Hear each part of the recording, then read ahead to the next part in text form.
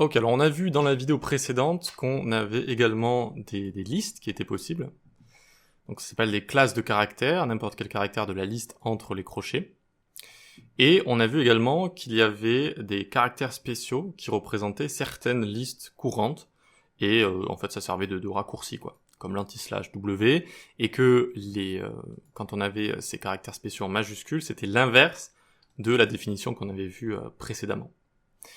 Donc à partir de là, on peut venir se créer par exemple const class regex test est égal, et j'ouvre une regex, et j'y mets les crochets A, B comme ça. D'accord, A, Z, pardon. A, Z comme ceci.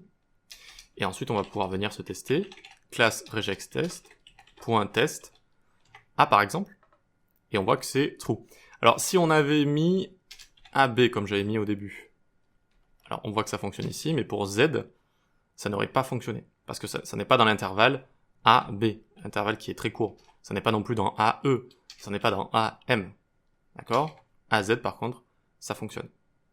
Voilà, donc c'est très pratique quand on veut finalement repérer une occurrence dans une liste de caractères, une liste de symboles, une liste également de chiffres qu'on peut avoir.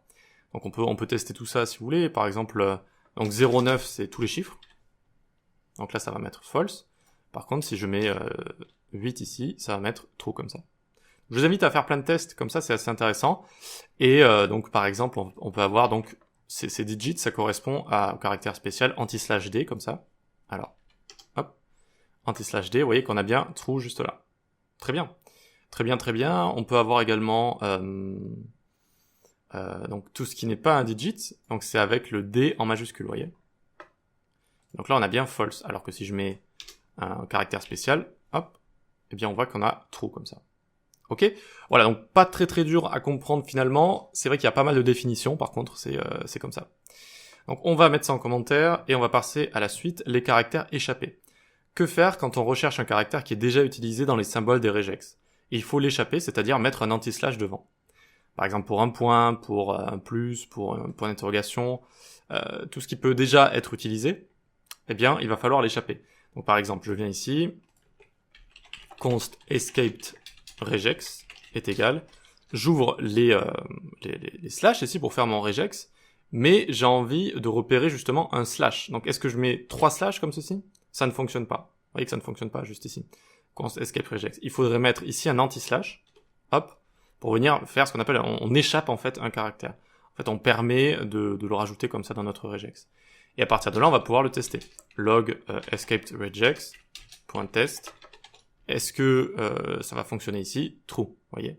Donc on a bien réussi, on imagine qu'on a quelque chose comme ça. Et on a bien true, vous voyez. On a bien réussi à repérer ça. Et donc même combat avec tout le reste en fait, avec tous les caractères qui existent, les caractères spéciaux, etc. Eh bien vous allez pouvoir l'échapper comme ça à chaque fois si vous avez envie de le tester. Ok, très bien, donc on va passer à la leçon suivante qui va être assez fournie, donc on va faire encore une petite pause ici. Rendez-vous dans la prochaine vidéo.